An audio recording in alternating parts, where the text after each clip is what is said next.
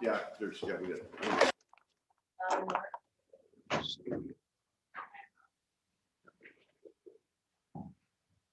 All right, good morning, everyone. I'm going to call the meeting of the Codington County Board of Commissioners to order. It is Tuesday, April 27th, 2021. We will start with the Pledge of Allegiance. Cindy, would you lead us today, please?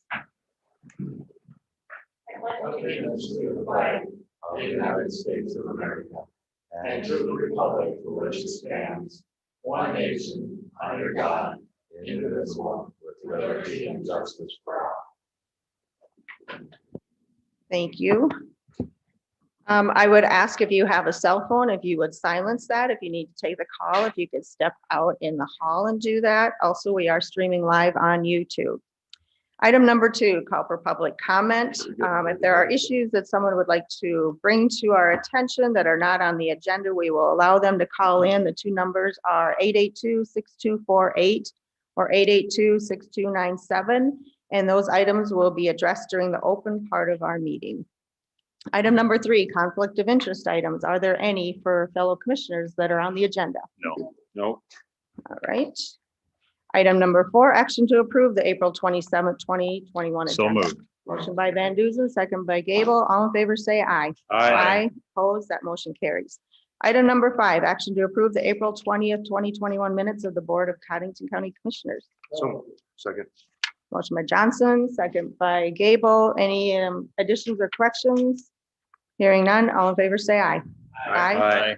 Opposed, that motion carries. All right, we are on item number 6, and it is the second reading, public hearing, and action to adopt ordinance number 72.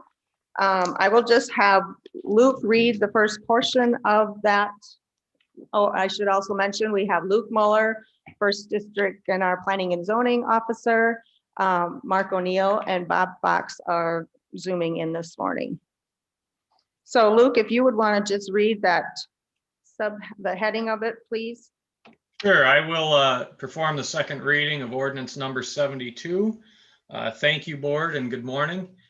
Ordinance number 72 is an ordinance entitled an ordinance amending Article 2 definitions, Article 3 district regulations, and Article 5 general regulations of Ordinance 65, an ordinance amending Ordinance 15, an ordinance establishing comprehensive zoning regulations for Codington County, South Dakota, and providing for the administration, enforcement, and amendment thereof pursuant to South Dakota Codified Law 11-2, 1967, and amendments thereof, and for the repeal of all resolutions and or ordinances in conflict herewith. And that is the second reading. All right, thank you. All right, next we will move on to the public hearing and then consideration. But in order to bring this before us properly, I would ask for a motion and a second from commissioners. Second. Motion by Johnson, second by Van Duzen. Okay, then I'm going to move on to Luke to give a brief overview of this. And I will also allow Bob Fox, Chair of the Planning Commission, to give some information as well. Sure. Thank you, commissioners. I'm hoping you can hear me well this time. I'll give you a little introduction as to how we got here, and I think the Planning Commission members are on here too and could give you a little more on the why. But since 2006, a series of Board of Adjustment decisions and Planning Commission policy directives made it clear to the zoning officers over the last couple of years, or over the last 15 years, that a vertically sided pole foundation structure is a shop, not a house. Because allowing them meant opening the door for any accessory building, barn, grain bin, or something else being remodeled without a permit as a dwelling unit. Over time, the board started from that position, but softened to allow these from flat out prohibiting them unless for a short time. And that was due to relying on the definition in the ordinance requiring a dwelling to be used exclusively for residential purposes. Now, as you'll see below, we also had a conflicting definition. Ironically, we had 2 definitions in the ordinance, which caused a little bit of consternation and issue there. So they allowed them if over half of the building was used for dwelling purposes And there was a differentiation of living versus storage on the exterior. That was something that came on in about 2011 with a specific person who built his shed without a permit and then lived in it. Came on and did that. So basically, starting with a building permit issued to the Overbys by Florence about 5 years ago, in order to let people build a residence that had a pole sided or a pole foundation and some sort of steel siding still, we went through, and as a administrator, I took that to mean that we can allow them as long as we've got that differentiation. And the way that I could clearly point that out is through a roof line change. So I've taken that direction to mean that a change in roof line would be a suitable differentiation.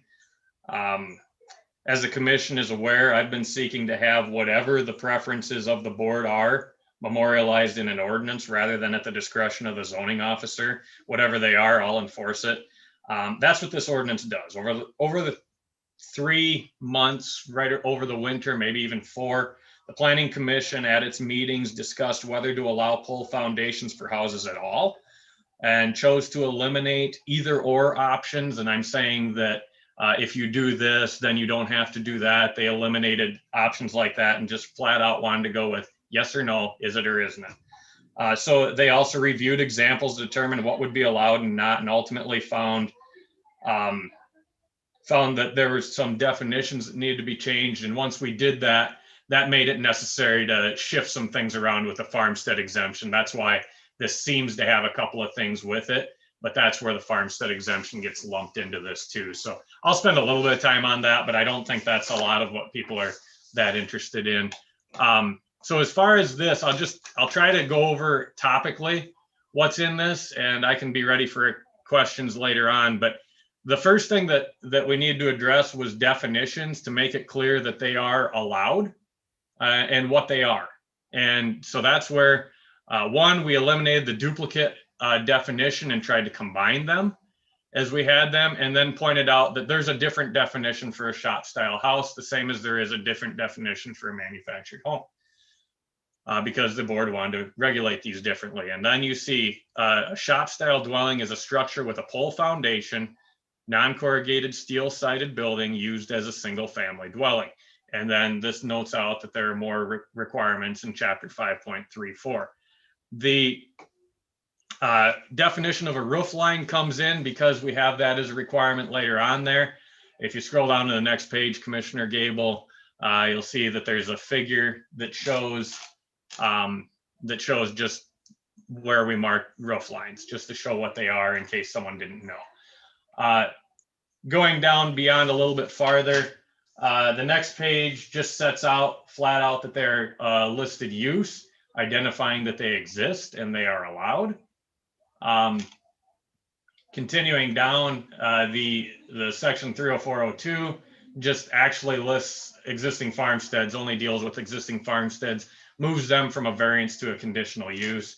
If you want to scroll down farther, that part 30403 is the same thing, taking the farmsteads out.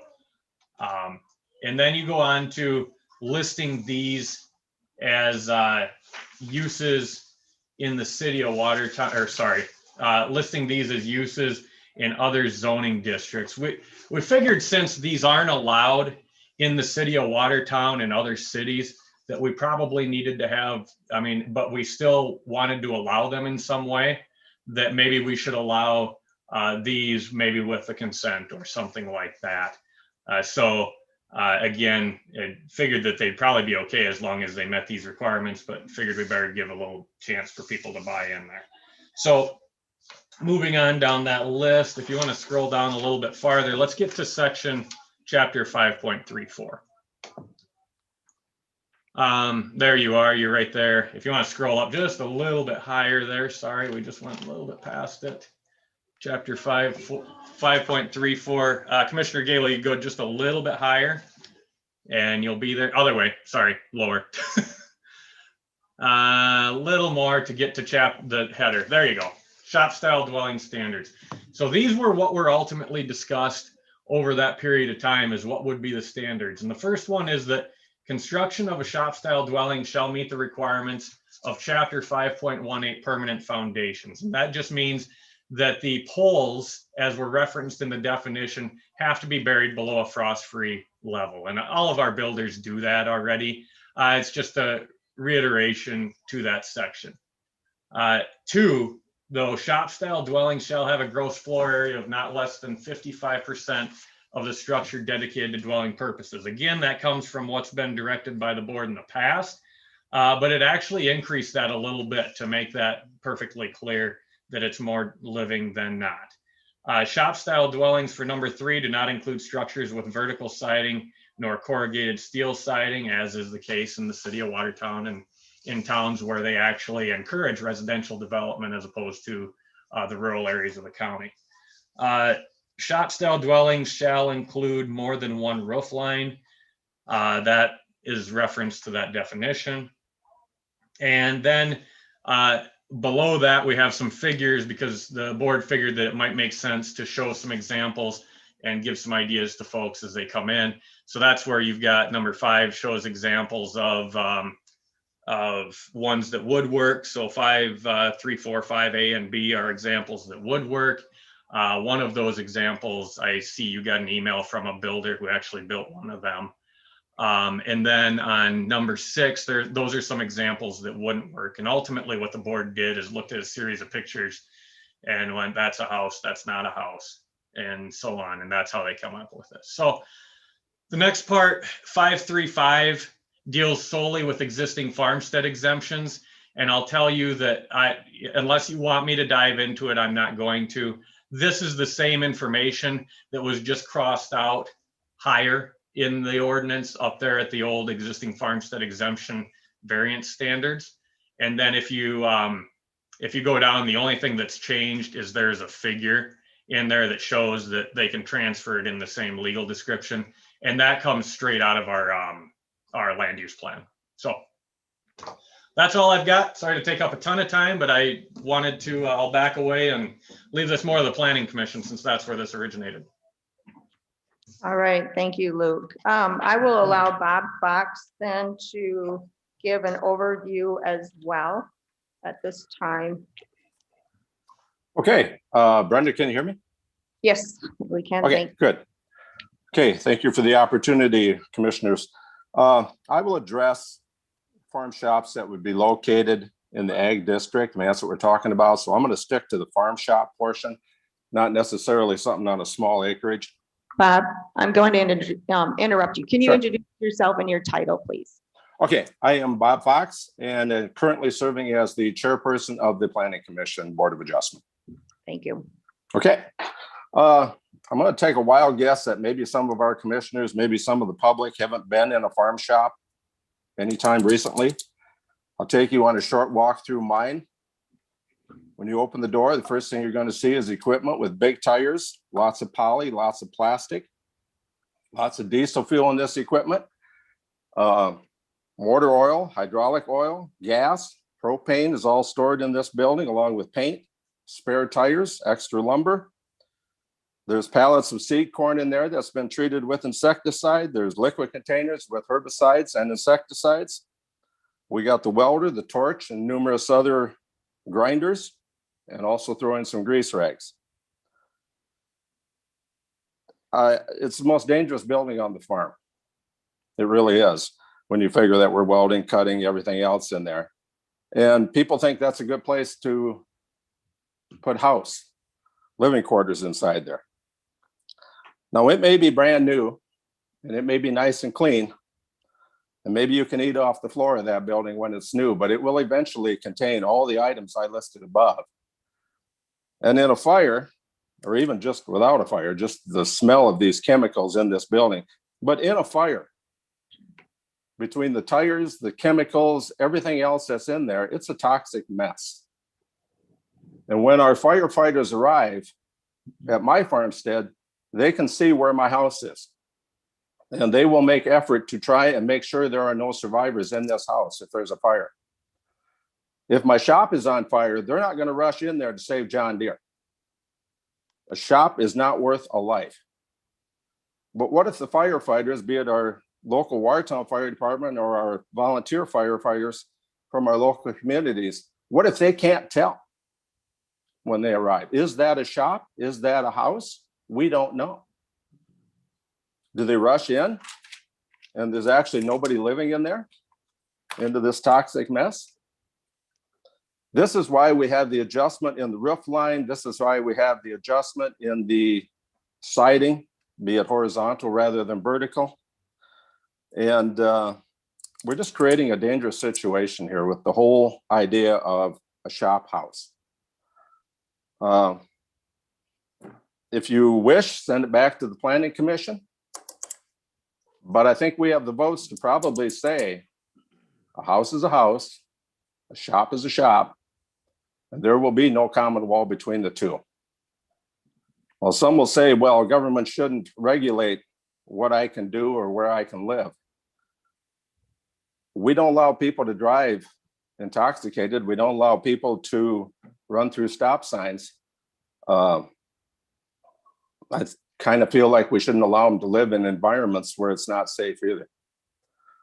But with that, Madam Chairman, I'll turn it back to you. All right, thank you. Just for board members, Bob is not going to be able to stay on the whole time. So if any of you have any questions for him, now might be the time, because he may not be on later when you may have a question. So I don't know if any of you have any for Bob. Okay. Hearing none, did everyone who is going to speak either for or against this ordinance, were you able to sign the sign-in sheet? Is there anyone who wants to speak who didn't sign?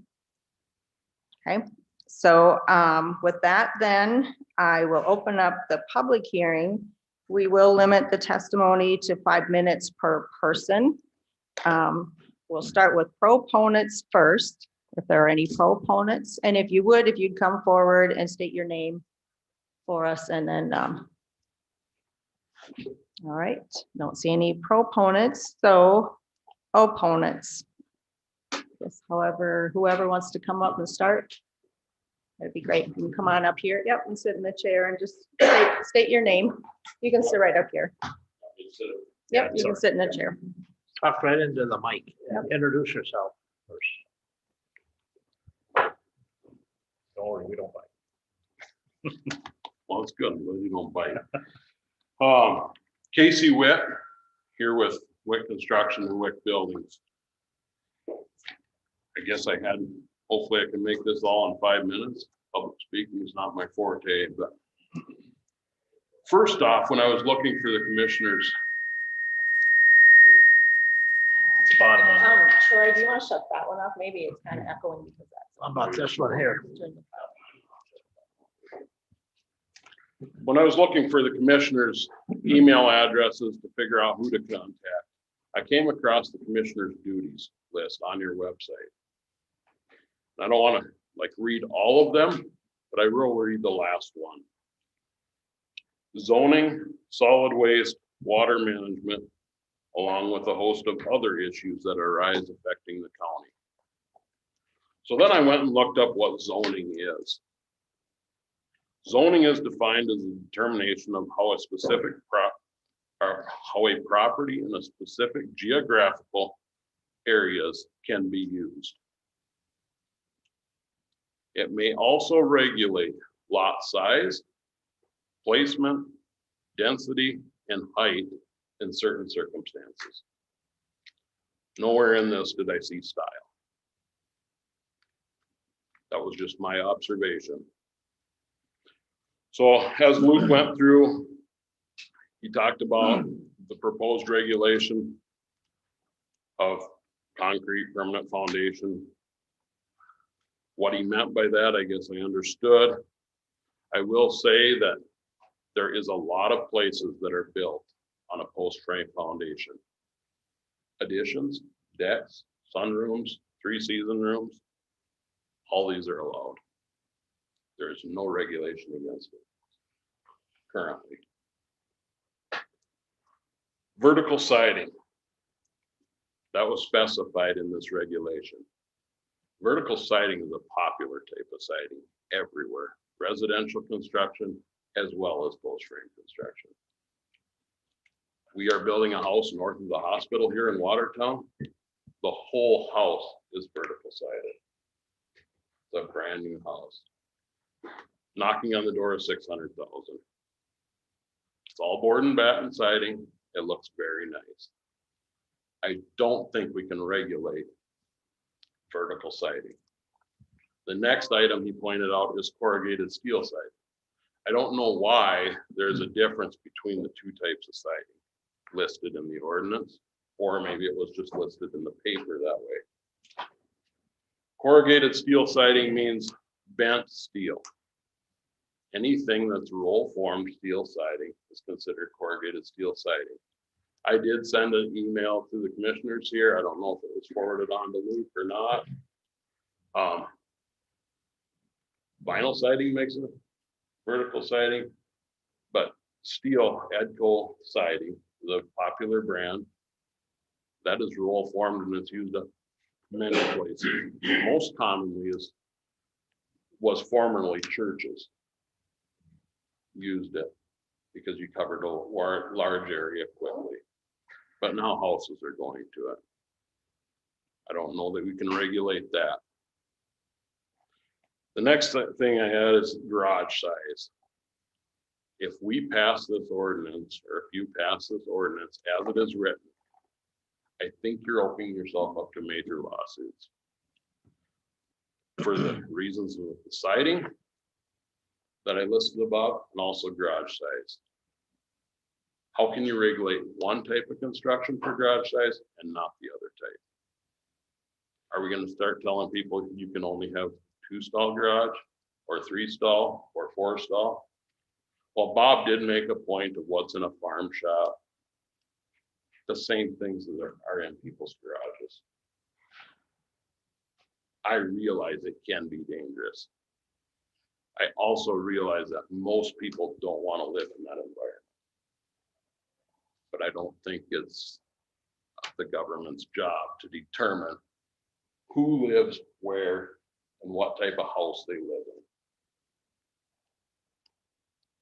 So, like, the question was, where does this authority come from?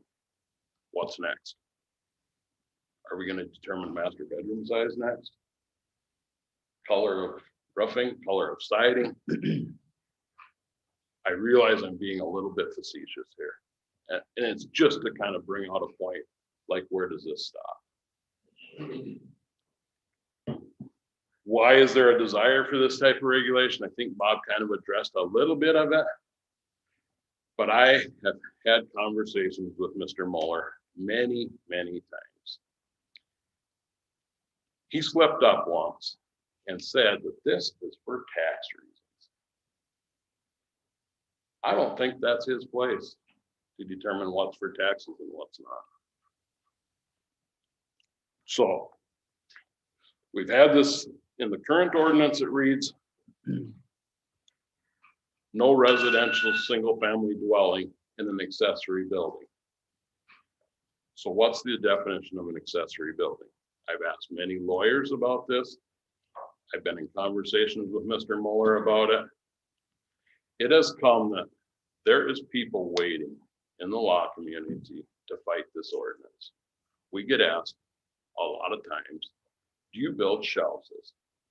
The answer is, yes, we do. We build them everywhere except for Codington County. Because That was the timer, so are you close to wrapping up, or? well, not really, but I guess we'll try and hurry. Okay, so we build them everywhere but Codington County. When most people get their plans, get their pricing, they're not going to build a 40 by 60 shed with an office and a bathroom. Most people aren't after that type of a house. They're after something nicer, as you've seen in many pictures. I'll try and speed it up. As far as that accessory building goes, what's it accessory to if it's the only building on the place? That's what I've asked Luke many times. The lawyers are ready to ask that question in court. Also, it comes into play as these farm shops, machine sheds are getting so much larger. So now they are the primary structure on the place. And so now the house becomes secondary or accessory, even under that definition. Where it's regular stud framed house, it's an accessory building. I guess I'll close it off now. There's many things I wanted to say, but don't take away freedoms from law abiding citizens. We do not need to regulate style, color, finishes. None of us want that. None of us want to be told what we can do with our own place. I realize there's a safety issue on some of the things that Bob brought up, but this is not a safety issue. As long as it's built to code, and that's where the regulations should come in. Let's follow code, let's follow engineering, maybe stamp, sealed plans. Don't take away freedoms. Thank you for Thank you. allowing me to talk. Yep, thank you. All right. Individual would like to come up next, another opponent. If you'd state your name and title, come on up. Come on up. We don't bite.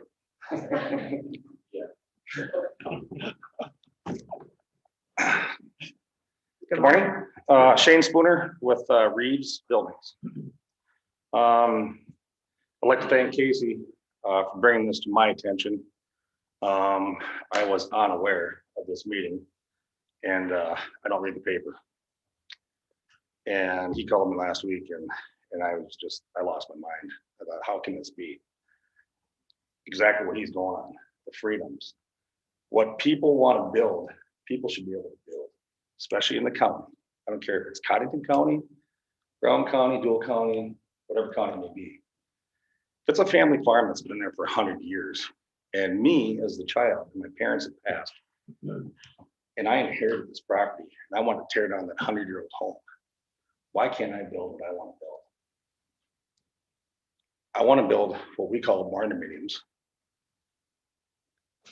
And like he said, to determine a 40 by 40 garage and a 40 by 50 living quarters, why can't I have a 3-stall, 4-stall, 5-stall garage? It's my property. If I want vertical or horizontal siding, why can't I do it with steel or regular siding? We have plans. I do a lot of buildings in this town. I do a lot of barn dominiums. We are a trust company called Quantum Manufacturing. I supply several people, lumberyards, Superior Homes with our trust, our product. We have vaults in our trust. All of our buildings and our materials are stamped. Our plans are stamped by a company called Rise Engineering out of Sioux Falls, South Dakota. These buildings are 100% engineered.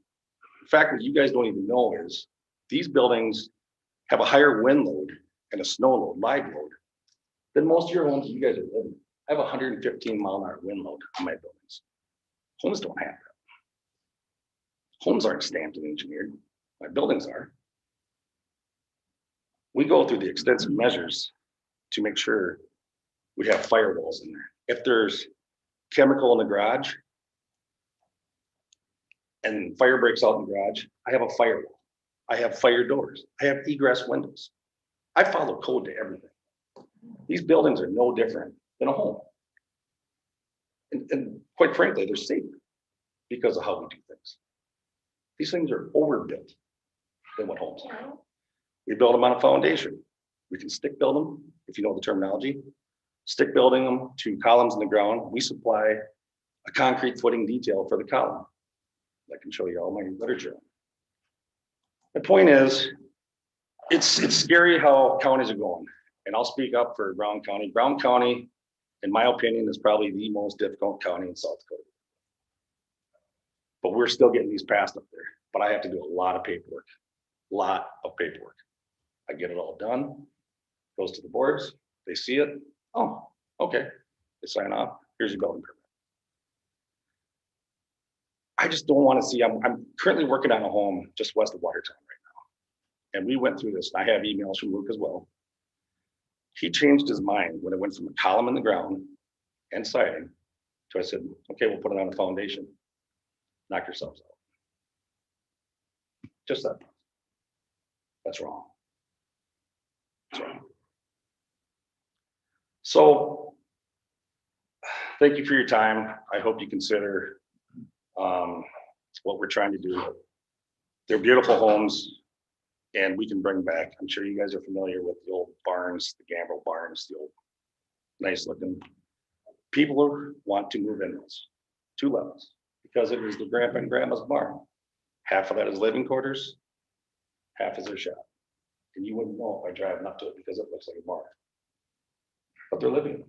They want them, and they're beautiful. I would invite all of you to schedule a meeting. I'll line it up and I'll take you around to several counties that I've built these barn dominiums in, houses. I'd like you guys to tour them and walk in there and see how they're actually built. Because we meet code to everything, every aspect of it. So I would invite you guys to come before any decisions are made and stuff to come take some tours and see how we build and what we do. And you guys would go, holy cow, I want this. Lakes, other counties, people want these crappy little cabins and they want to put up these barn dominiums. I'll tell you another reason why. Because to build one's $125 a square foot and putting the house up is $250 a square foot. And so to go back to his comment about Luke Mueller taxes, well, there's your answer. So I can put one of these up for $125 a square foot. There's 250. That's a no-brainer. But who's to make that call? Who's right and who's wrong? That's all I have. Thank you. Thank you. Thank you. Is there anyone else in the public who would like to speak to this?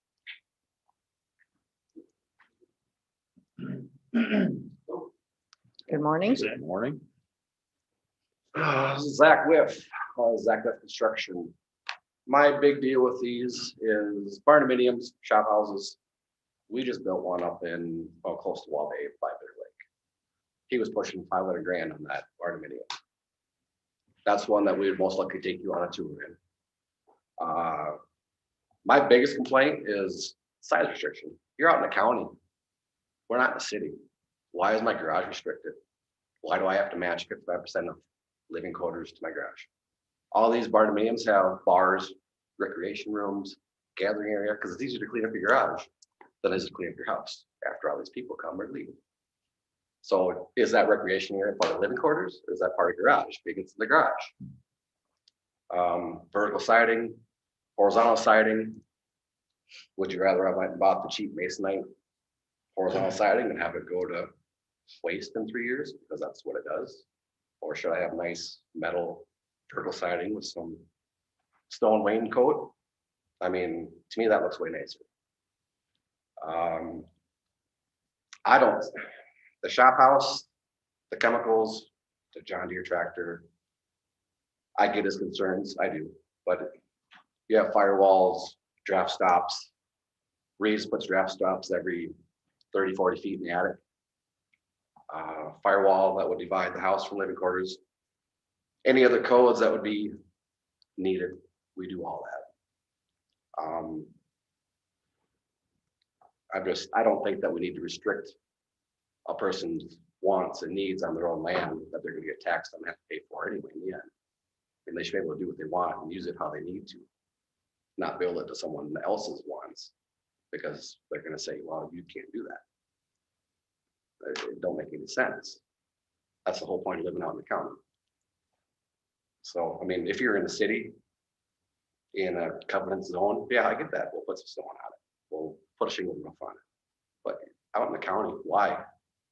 That's why we're out in the county. Get away from people. Do what we want to do with our property. Live how we want to live. So I'm against a good part of this ordinance, especially the way it's written.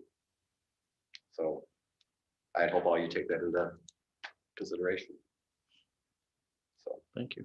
thank you. Thank you. All right, is there anyone else in the public who would like to speak either for or against this? Hearing none, I will close the public hearing then. All right, now we're back to board discussion. Any questions, concerns, comments? Luke is on still. Well, I have a comment. I live out in the country I've lived there for the last 22 years and farmed before that. I do believe in individuality. I don't believe in same old, same old. And after reading this over several times, I considered before I renovated my house that was lived in, which was a house that was, should have been made a commercial for a certain building company. After the electrical and everything else I did, I would have considered a shop house very, very much, or an attachment to one of my present buildings. So I think this is an overregulation. All right. Anyone else have any comments or questions? Madam Chair, I had several questions. If I could, and then just maybe Luke or Bob would be able to answer if Bob's still on. So I don't want me to make you repeat yourself, Luke. But so is the issue here is that people are living, there's a safety issue of people living in a shop where this has not been regulated at all, and they're living in unsafe, conditions that would not meet code for a dwelling. Is that one issue? Yeah, one of the issues is the fact that we have many sheds in the country, and having the ability to remodel them is not something that would require a building permit or any way to track whether or not someone would go into them. So the same requirements you have here, whatever you would have on for requirements would be the same requirements that you'd have on a Quonset that was built in the 70s or an older shed or something like that.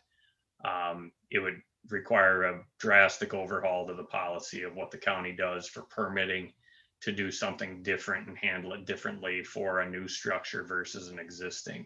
The idea of engineered standards is fantastic for an existing one, for a new one. The county doesn't have any sort of a building code requirement on anything and hasn't enforced it nor the ability to do so. Let me take that back. There is, in terms statutorily, there's the requirement for commercial structures to follow international building code, but it's more or less what Mr. Spooner, I think, had mentioned. Whereas if you've got a commercial structure, they stamp it to point out that it has been built to international building code requirements. But that's a primary requirement, as well as the points that Mr. Fox made as far as the safety, and also being able to tell flat out driving by if that's to enforce the ordinance, if that's a shop or a house. So can I keep asking questions? Yes. So are there issues now in the county where this is causing people, or a parcel to exceed the allowed number of dwellings because somebody's dwelling in a shop on a piece of property? Is that what's going on, or is that what we're trying to prevent? That's what we're trying to prevent. We have had issues where people have converted old barns into living space and left it open for people who can't afford apartments or other things like that. And I know that when we had that come up, the board really took a hard look at the idea of we're just going to have to not allow this. I know that was a very important thing many years ago, but that was what was directed to me. Okay, the next question is, does this affect houses? So if somebody wants to build a house that's definitely not a shop and it has vertical siding, would this affect that at all? No, as Mr. Spooner pointed out, I mean, I'll tell you, I mean, and I can understand the cross-eyed way that a builder would look at this too, is that the question becomes, the differences in terms of the foundation, reality. It becomes a foundation type. If they switch to a standard poured foundation, if they switch to, not standards isn't the right term anymore. If they switch to a poured foundation, as was noted, suddenly the siding requirements go away, and it becomes considered something that would be allowed to have that, as well as considerably oversized garage, I guess, by the standards of a residential. setting as well. And so, yeah, all those restrictions come off at that point. Okay. And then my last question for now is, if this is an issue, if some of this is an issue of safety, and is the dwelling space a proper dwelling space, like like a house would be, in whatever structure it's in. So I think you and I had talked about a little bit that another option might be to just focus in on that, and then have some kind of a permitting process that would include inspection. And right now, as I understand, we builders are good about following the International Building Code, so that hasn't been the way we've approached it, and building permits don't cover the cost of an inspection as a result. Can you talk about that a little bit, Luke? Yeah, basically it would more than likely require an inspection process, and it's not just the inspection of the houses we have, it's the inspection of, it would wind up being the inspections of sheds for the potential to be converted again, because we don't require a building permit for the conversion of for interior remodels. So largely we become aware of these things as the assessors go out every 5 years to go check on the property, or unless there's a building permit on it, which again, there wouldn't be required. Obviously we'd have to change the ordinance in that respect, but it would require a change of inspection. And from the standpoint of that, typically counties the size of Codington County can't justify paying a building inspector for the number of permits that they do. This would probably go in the neighborhood of 50 to 70 maybe a year. And then you'd have them, and then that applicant would wind up bearing the cost of inspecting them without ever having the intent, at least in the near term, if not long term, of actually converting it. But it's just a matter of trying to make sure that it's built stable enough for residential development at that point. And just one last question about this might be a typographical question on that, where it talks about in the second paragraph of ordinance 72, where it talks about additions in bold and underlined font. Does it need to say include removing struck through text in that statement? That's a totally. Oh yeah, from a standpoint of Scrivener's error there, yes. Any items that have strike through on them would be items struck from the ordinance. Okay, that's the only thing. Yeah, for now, those are my questions, Madam Chair. Right now. All right, Commissioner Van Duzen, do you have any questions or comments? No. Okay, Commissioner Johnson. Yes, thank you, Chair. I don't know if I have as much of a question, but I have a comment. And first off, thank you, contractors and builders, for coming in and sharing with us. I wish you would have been there as we've discussed this throughout the past 6 months or whatever it's been. We've had many Zoom meetings discussing this ordinance. By the way, I do represent this board as a liaison to the plan and zoning board. So I was involved in all of the discussion and the development of this ordinance. I'll share with you just my experience. I do live on an acreage. I have a residential house, and I also have a shed, and they are separated. And thank God they're not hooked together, because then I'd be required to keep my shop a lot cleaner, I guess. As it is, nobody would want to live in my shop right now. I just got room to back in and drive out. But my wife says I need to take care of that mess, and I just figured I should maybe build another 50 feet to it. That probably would take care of it. But I understand you. I live with, right, my neighbors are contractors or builders, and all you need is some government people stepping in your way. You got enough problems to deal with as it is. And I have been in many farm shops. My neighbors all have farm shops. They all do, and I've been in them. And there are some that are very nice.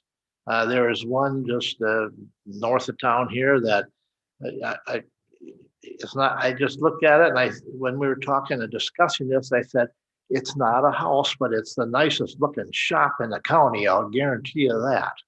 And it is, and they are very, very nice.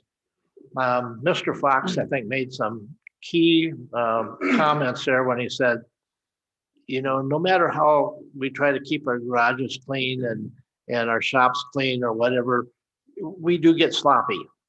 It's just common nature, you know. And it's probably a less safe environment than anywhere on the acreage or on the farm. I have been in a barnuminium, or whatever you call that. What was it, a barnuminium? Is that how you said that? I've been in one of them, and for some reason, as I walked around there, I was just hoping the bale didn't fall on me. You know, it's just one of those things, you know. But that's just me, you know, because you know I grew up in the farm with a barn like that. I guess you know maybe what. I don't know what would make everybody happy, and I don't know if there's anything that make everybody happy, but my final comment will be, and just think about this, as us making these kinds of decisions, you give somebody an inch, they'll take a mile. You understand what I'm saying, don't you? And so somewhere along the line, you have to just draw that line and say, this is what it is. And there are people out there that just always want to just nudge over that line. And so that's what we have to deal with. And that's all I really have to say. And again, though, I appreciate you people coming in and sharing with us. I do have something I would like to ask. Mr. Van Duzen? My issue with this isn't so much about how people want to keep their garages. If they want to live that way, they can live that way. My issue with this is public safety. If a fire was to break out, and I think each one of you probably touched on this, but I would like to hear exactly what a firewall that separates the garage portion and the living portion, how that works. Can somebody explain that to me? Like, what is the time frame? Do they have to be set to a certain standard? Shane, can you come up here and maybe talk about that? Because public safety in these things is my concern. I'd like you to comment on sprinklers too, firemen sprinklers. Absolutely. So for firewalls, every layer is considered 1 hour. Okay, and typically it's a 5/8 sheetrock. It's fire. It's for fire and code. 2 layers, we consider a 2-hour firewall, so on and so forth. So the county, what we do most of these living quarters, pending code, depending on what county we're in. Most might say 1 hour. Some counties say nothing. They don't even care if we put a firewall. But we as a company will say, don't you want that separation just for your own safety in case something would start on fire and you're going to save your house and your belongings? For a few $1,000s, why wouldn't you? Okay, let's do it. So that's what a firewall is. So typically we do 2 hours or a 2-hour firewall most of the time. Usually 1 hour is required, but we'll go 2. There's the firemen time to come in and get your belongings out. While we're talking about the firewall, I'd like to bring up a point about this too, is firemen, whether it's our city or a volunteer, but a building could have a symbol on it to establish it as a living quarter. So back to Mr. Fox's point,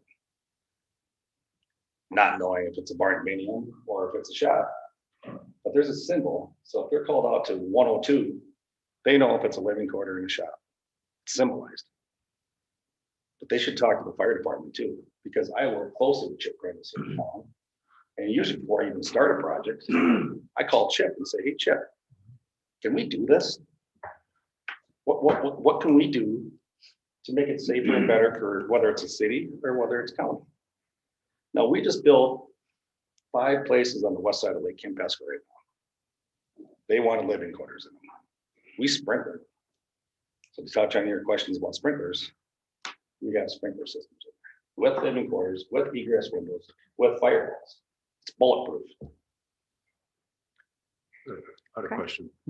So the 2-hour firewall, is that a local building code in some places, or is that IBC or? is that- Well, it can be both. It just depends on what counties adapt it. and follow Okay, so it. it's not international building code. There's some counties I work with, they don't care if I put a firewall on.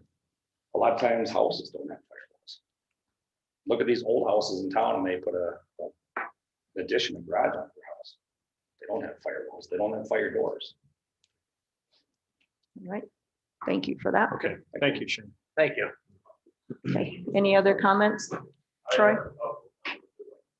We can't open it has to be specific questions to the individuals. So the public hearing is closed. Luke, is that something that's allowed if he has a question for you?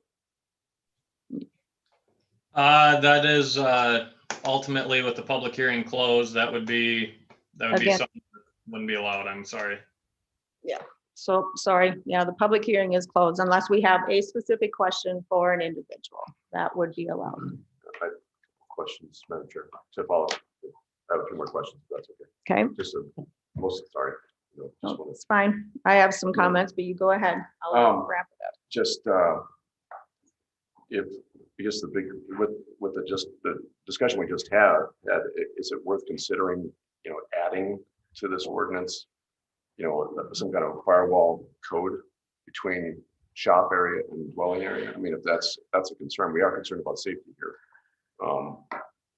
The comment I'd make to that is who's going to enforce that? Then we're going to have to hire a code enforcement individual to go out and do this.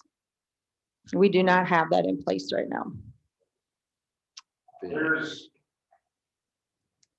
with any building inspector, I don't think public hearing is closed.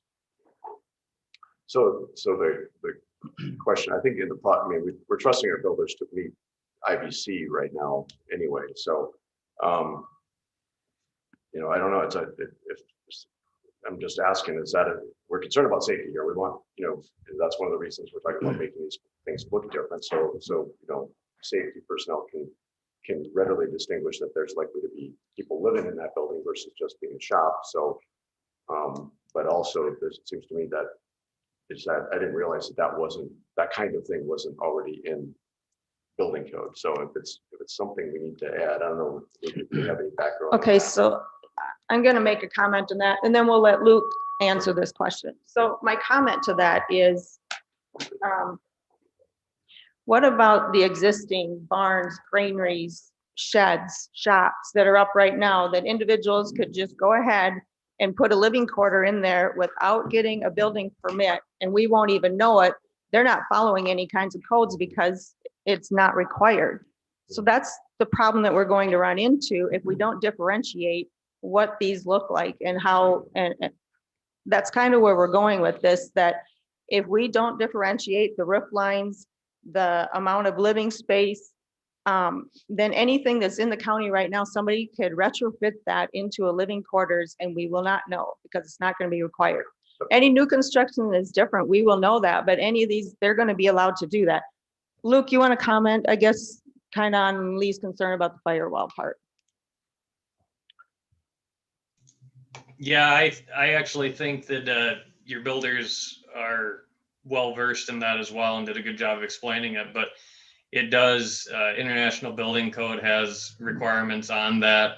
The county hasn't adopted International Building Code and the state law doesn't forward on specifically those requirements. However, oftentimes with regards to construction of a house, if there's a mortgage involved, there is a requirement for certain insurance purposes on them to meet those certain requirements specifically on those as well. So going to that end, as far as the enforcement and inspection, simply having a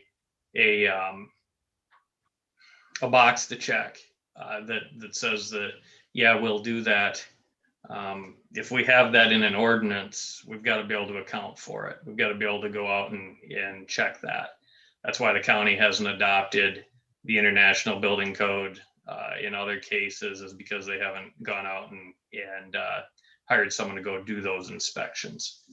on that. I get it. As far as the commercial structures, that's a state law. And so, again, that's why the county hasn't gone out there. However, they have gone so far as to require stamps or engineered certification that they are going to construct them to IBC code. Thank you. I get it now. What It- other? Yeah, go ahead. I was just going to ask to follow up on Commissioner Hinton's comment. So would this ordinance help us in preventing, you have the existing structures and people sneaking in a dwelling space, a sleeping room or something into an existing structure? With that, I mean, it gives us a little bit more teeth, I suppose, to say you're not supposed to do that in a bit more clearly. But you're still, if you suspect that, you're going to have to go out and somebody's going to have to go out and look at that. I mean, that's the problem right now. We don't know if that's being done out in the county. They could be doing it right now and we wouldn't know. And I'm sure it probably is being done. It's not being enforced. I guess the question is, does this help? How does this help with, deal with that problem that you mentioned? Just if you could go through that. Maybe to you guys, it's probably obvious, but just so we all understand, if that's the concern, is people putting, they have an existing shop or some existing dwelling, they sneak a room in there, or for one or two people to live. Will this help us with that? That's a good question. As far as how that would help in the enforcement, today with the way that the ordinance is written, if we deny this ordinance, then we're back to the two conflicting terms in the ordinance. It looks pretty clear that there's a definition into there that says that a building that's used as a dwelling needs to be designed exclusively for residential purposes. Problem is, there's another definition of dwelling in there too that they both go in different directions. So the question is whether or not, and I think that we've got a pretty clear line that we could order someone out. However, I guess I'm going to go the other direction and point out that if we don't have specifics in there about what sort of requirements there are for somebody to live in a shop or a building like that. And I know, and I want to point out, I mean, I don't expect, I mean, I don't think any of the builders in there are trying to advocate for that sort of thing happening either. But the problem is, if we strip away certain requirements, that makes it so that they apply to existing buildings as well. So if we take away the percentage of area that has to be dedicated to it, then suddenly we've got the ability to have a smaller area for someone to have just a unit in there, and again, to run extension cords as their primary source of electricity, as we had going on in the past in those. The other point, as far as the siding requirement, it's kind of the same thing. And that's really where I think that the commissioners have mentioned that too, is as far as that siding requirement, it at least kind of gives us that idea that something different's going on here on that to help that out. Again, I guess what I'm getting at is that gives us something clearly to sink the teeth into, to point out that that's illegal, as opposed to having to argue between two contradicting definitions, which I still feel like we probably are okay on that. But I'm a little bit nervous about stripping out some of these. If you strip out some of these requirements, you may wind up lessening the likelihood that we can enforce that provision on those modified structures. All right. I'll go back to one of the individuals made a comment about a barn. He said, if you drive by, you would not know there's anyone living in there. That's where the safety issue comes in. We want to differentiate, is someone living in there or not living in there? And so that's why these particular requirements have been put into the ordinance, so you can differentiate. When you go by, you're going to know, is someone living there or not? I don't like the thoughts of existing sheds. The new construction, I don't think there'd be issues with that per se. But we have, if this ordinance is not passed, we will have existing structures that individuals will be able to just go and put living quarters in because they do not require building permits. What this does is it memorializes our ordinance, and it does not leave it up to the discretion of our zoning officer then to make that determination. So I'm in support of this, I guess. I think it's important that we pass this ordinance so that we can make that differentiation. Well, Madam Chairman, I would beg to disagree with you on a couple points. One is, I as an individual I have the right to design, build, and what I wish to live in. If I don't need the government to tell me that it's got to be a certain size, it's got to be a certain color, it's got to be a certain height. I'm out in the country, it's more relaxed. If it's up to me to determine if I don't wish to have anybody realize what I'm living in, that's my prerogative. As far as the safety issue goes, and Bob brought up a scenario that made it sound like every shop was filthy, dirty rags, ready to drop a cigarette butt and burn the whole place to the ground. Nobody that has a shop, including my shop, which is 60 by 100, would I want to lose anything in there? One, I have to list all the contents with the insurance company, which is impossible and ever changing. And two, if it's a safety thing, my insurance company come out and inspected all my buildings to make sure that they were up to their par for them to have their insurance. I fail to see the need for this ordinance, and I would not favor it. All right. Anyone else have comments? Or are we ready to vote? What are we thinking?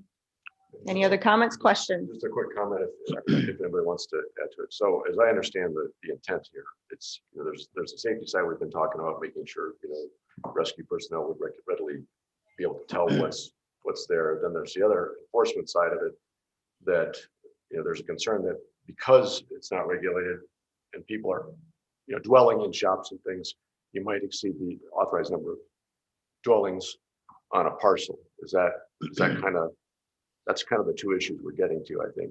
Yes, some of these would not just be single family. It could be, if they make several living quarters, you could have families with individuals, and who knows how many, so. And I personally would rather have a shop, have my house in the shop, than have a 15-year-old trailer house parked by the trees. Or cars Or outside. cars. Well, that would add to it. If you have a bunch of individuals living out there, you'd have added vehicles. All right, anyone else have any other parting questions, comments? My concern with the issue is safety, and I think you've addressed that well. So thank you very much.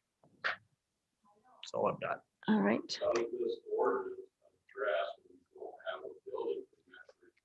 Public hearing is closed. I'm sorry. Commissioner Johnson, did you have any additional comments, questions? All right, we all ready to vote? Cindy, call the roll, please. I'll call the roll by district. Gable? Hold on. Oh. A yay is in support. Yes. And a nay Yes, is I opposed. is in support of the passage of the ordinance, no is against. Gable? Aye. Waterman? No. Johnson? Aye. Van Duzen? No. Hanton? Aye. That's 3 in favor and 2 against. Motion is carried. All right. That is the end of item number 6. We will move on then to item number 7, action to approve a resolution of the Havlicek plat in Dexter Township. And Luke, you are still on. You want to give us that explanation, please? I do have that. I don't recall, did I send slides on that? Otherwise I could share it as well. Yeah, it does appear that they're on there, albeit rotated funny. We have the plat. I better pull it up here so I can follow it. We have the plat of Lavadchek Edition located in government lots 3 and 4 in the southwest quarter of section 18, township 119, range 52 west in the former Siston and Wapton Indian Reservation in Dexter Township. That is, you can see about midway between Florence and the interstate on 160th is where that's located at. What we have is an individual as part of a estate change here. They are platting out. Were granted the existing farmstead exemption actually a couple of weeks ago, and have this plat as a condition of approval there to take care of it. It is oddly shaped because, as you can see, this butts up right against the former reservation boundary. And So therefore, that's why they had to go through this. Otherwise, they'd have been able to work through it a little bit easier. But that's what they've got, a kind of a machete-shaped piece there. So this was recommended for approval at the last Planning Commission meeting. I'll make a motion to approve. I'll second it. By Gable, second by Johnson. Any Uh, comment? Questions? Commissioners, before you vote, I do want to just point one thing out. Well, actually, you could look at it right on here too, Commissioner Gable. You can see that this splits that former government lot 4 kind of in half. And so that'll leave it with portions that have less than 35 acres, obviously, in each of them.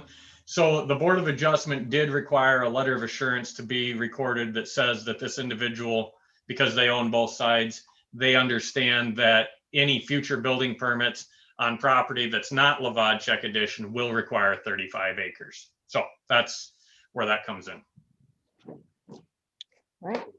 Any other comments, questions? So just to make sure I understand the diagram, Madam Chair. So that portion on the smaller portion on the left side of the hatchet handle, that's not part of the plat, right? That is correct. You're exactly right. And that's why it splits that government lot in half. So we want to make it clear that by creating this one lot, we're not creating 3 of them. We're only creating this one and requiring the rest of it to be 35 acres with it. And the family does own, I don't know if it's a total of 160 acres, but they do own a large portion of that land there. Yeah, as of now, they own closer to 300 acres in that area. So it works out pretty well. They can just sign that they agree and they understand it, and we're walking away. Otherwise, we would have to kind of impose that and track it in another way. All right. Any other questions or comments for Luke? Hearing none, all in favor, say aye. Aye. Opposed, that motion carries. Monthly reports. Let's move on to Emergency Manager Director, Jamie. Morning, Jamie. Good morning. Good morning. Jamie. Morning, Jane. Just think of the broadening of your educational value that you got this morning here. Huh? Well, the month of April started off fast and furious as far as fire weather. Well, as with all aspects of weather, I think have obtained in the month of April as far as all seasons. Early on, our Office of Emergency Management responded to quite a few of those fires. This may sound like kind of a broken record of what we've done the last few weeks, but first and foremost, most of them were Florence Volunteer Fire Department related, where we did have one resident that was had a structural fire out north of Florence area, and I responded with mutual aid assistance along with Red Cross support for a displaced resident. That was back on April 5th on Easter Monday. That same day also proved to be grass fires across the board, pretty much for all of our county departments. Specifically responded to a South Shore grass fire, as our duty officer in the State Office of Emergency Management early on in April advised that we were going to start tallying and keeping track of burnt acres across the state. Which brings me into weather and drought. Currently, precipitation reported by the National Weather Service for the month is at 2.43 inches, and for the year currently shows 4.6 inches.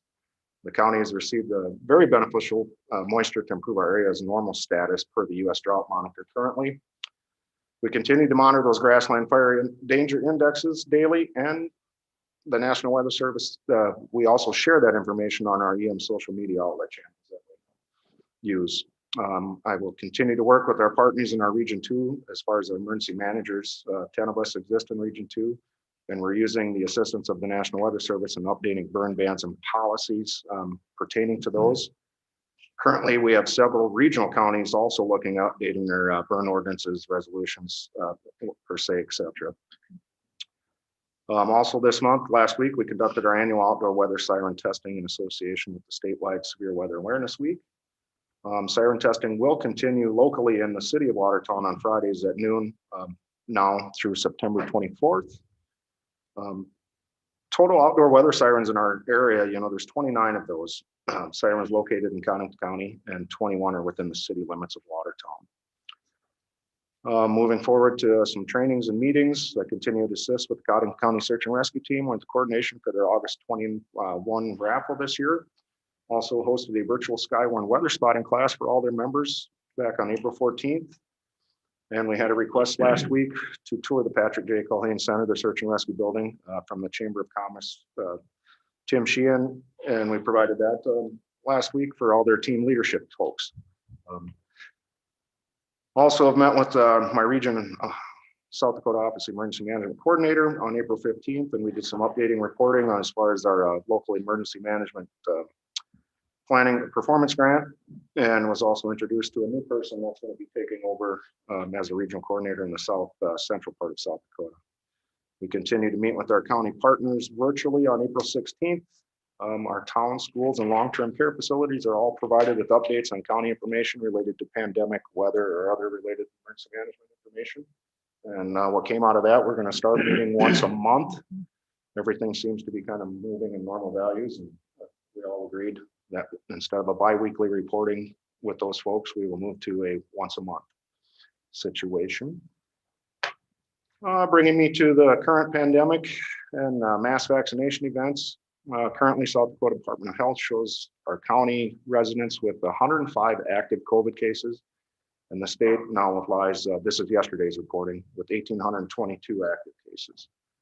This trend for those cases continue to decline as a whole throughout the state and the region, but hospitalizations currently in our county show 3 and 96 in the state.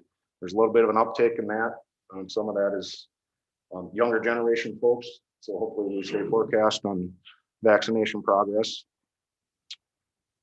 With that said, vaccine progress for our county is now listing at 10,891 administered a dose of vaccine. Doing rough math, we're looking at 39% of our county population has now been administered at least that first dose. The state figures are showing that 54% of the state with at least a first dose, and the second series complete at about 43%. We also continue to provide logistical support on behalf of Prairie Lakes Healthcare Team and our local COVID Task Force Mass Vaccination Effort Group that started at the end of March. So far with this mass vaccination events that have been performed, there's been a total of 5 events in their County Expo building. We have delivered as a whole 2,917 doses of those 5 events, with 413 of those doses remaining. Now, as announced earlier this week, on behalf of Prairie Lakes, first dose will not be provided at these mass vaccination efforts moving forward, but we will finish out our second dose series, which will continue through May 20th. And a big piece of that aspect of what we do at Emergency Management Office, we tally that through a tracking system of all the staffing hours per event. And as a whole, now I didn't break it down as everybody involved in staff and volunteers, but just our county employees that partake in the mass vaccination. To date, thus far, we have roughly about 308 hours. That involves my office, maintenance, Steve Mullengrath, and actually a couple of commissioners. Lee visited, maybe the first one. So we keep tally on all that, per se, in case something were declared as far as any federal funds would be reimbursed to us. Hopefully next month I can give you a wide breakdown of volunteers, staff, and all that were As involved a list in has that. always been tracked.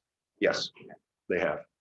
Everyone that walks through that door, as far as a volunteer staff or an employee, is documented on a salamander tracking system, rapid tag system. So that first event when I was there, a good share of the day, that all got tracked as well. That was If all you're a tracked, and if commissioner. I remember right, as a whole, with all members involved, or all staffing involved, including volunteers, we had over 468 or 498 hours just in that day as a combined effort with everybody involved in that one. But since then, we downsized. The incident command system is not fully being used per se, because we're able to efficiently operate that with more of just the staff members of Prairie Lakes County as a whole. With that said, Codington County Emergency Management would like to thank all the volunteers and staffing for the events that I've mentioned in this report, specifically, fire, weather, and mass vaccination events.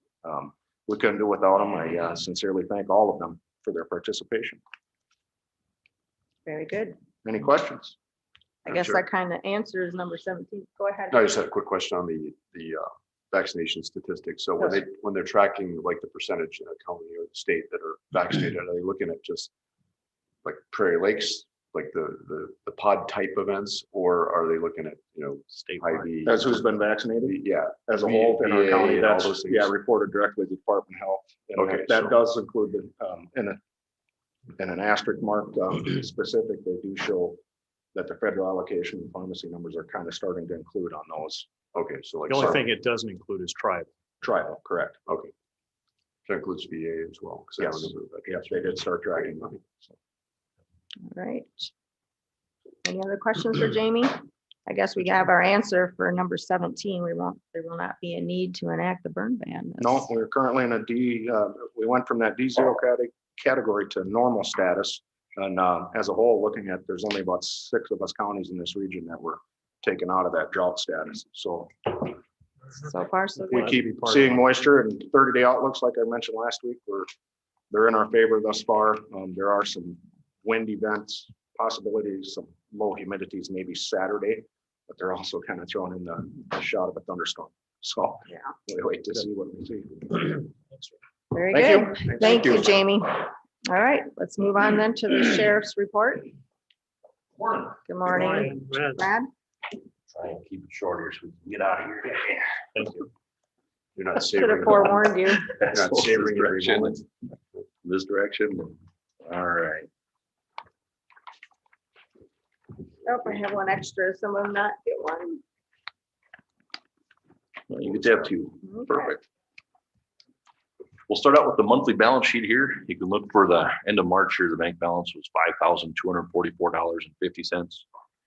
If you jump down in March, we collected $4 in copy fees, $4,276 in sheriff's fees collected, and $375 in warrant fees were collected, for a grand total of $4,655 even. You jump to the next page there. These guys are pulled up on the big screen. You'll see, start at the very top there, some of the activity from the sheriff's office there.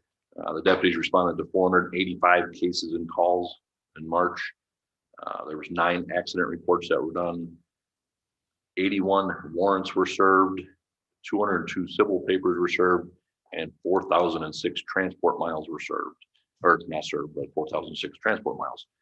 To build on that, I actually got a couple guys that are in Tulsa, heading to Tulsa, Oklahoma as we speak.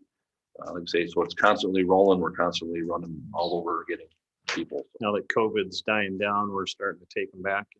Yeah, see, you'll kind of see the numbers rise up here. Actually, the next one to build on that. So just so people understand, like you'd go to Tulsa because somebody got a guy that's on a warrant. There was a warrant. Our state attorney wanted to prosecute, so we're headed down to pick this person up. Just off memory, I think this one's vehicular manslaughter or something on the lines of that. So I may be off just a little bit on that. More serious offense. It was a more serious offense. Yeah. So drive down there one day, pick them up, and head back the next day. So jump down to some of the jail activity. You can see in March, our average daily population rose about 10. We're at 53.61 for average daily population. The high ADP was 59. Low was 48. Scram on the 24/7 Scram bracelets, we had 23 participants on that. 39 using the twice daily PVT kiosk, and 51 on the twice weekly UAs. 5 on the sweat patch, for a grand total of 121 on the 24/7 program. And there was 210 bookings in the month of March. Jump on down and Just interesting that the ADP is, slowly like creeping up. Commissioner Van Duzen was saying, it's coming out of COVID apparently. So Slowly. And you'll see the out of county contracts, we collected $12,256.23 in March, and work release fees, we collected 0. We just got that up and going April 15th, April 12th, that Monday, somewhere in there. I think we have 3 people on as we speak today. There might be a few more coming as of yesterday from court. So we're slowly starting to get some people back on work release. So what's interesting, good thing that you mentioned, I'm sorry to interrupt you, but so my first reaction would be to say that increased ADP is due to work release coming back, but those numbers don't include any work release. Those numbers do not include any work release at all. Those numbers are strictly at, I'd say 98% pre-sentence. Yeah, at 53.61 buck, 90, I think we had one sentence person that was not on work release, so. All right, jumping on down, 24/7 fees, we collected $9,026 month of March, and scram fees, we collected $5,182. Any questions on that? I've just got a couple other things I'd like to share quick. If you don't have any other questions on the report there. All right, we have another retirement coming up in my office here. Kathy Young told me she's going to be retiring end of June here before the new fiscal year for retirement stuff. So 23 years with our office, so she's been there for a long time. Good wealth of knowledge. I'll be leaving there as well. So we'll be asking for your near future to replace Kathy. So But she's irreplaceable then. it's irreplaceable sometimes, right? So, Do Well, the maybe best you we can can do- do. yep. Do like we did with Terry and convince him to stay a little longer. Yeah. So, one other thing that we're kind of looking at in the jail here, Matt and I have been working with Department of Labor and the Lake Area Tech, their adult education program. We're trying to see if we can work with our inmates to get them GEDs for those that want that, start building on some of that schooling and some of that. That's awesome. That's going on there. So we're in the real beginning stages of that, trying to figure out policy and procedure on our end of who and how to get this going. Matt did a poll in the jail about a month ago now. Was it 19 out of 51? That's a good, 57. good number. So there was a good majority that would be interested in that in our jail population. So like I say, oftentimes when people get out, we know you have to have a GED or a degree to get a job. So that's something that we're trying to work towards. And to build off that a little bit more, we're still working, looking at some different commissary companies at the jail there to bring in. And like I say, some of them commissary programs also have technology where you can have, say, like a jail iPad that you can issue out to an inmate, and they can take counseling, or they can take adult classes, they can take parenting classes, they can take classes maybe to help towards their court while they're spending some time with us. The commissary, I kind of envision any of the money that we would earn on commissary, we could put that back into paying for those programs. So it would kind of be an offender pay program is kind of what I'm looking towards there. Kind of a self-pay then. Yep, a self-pay essentially.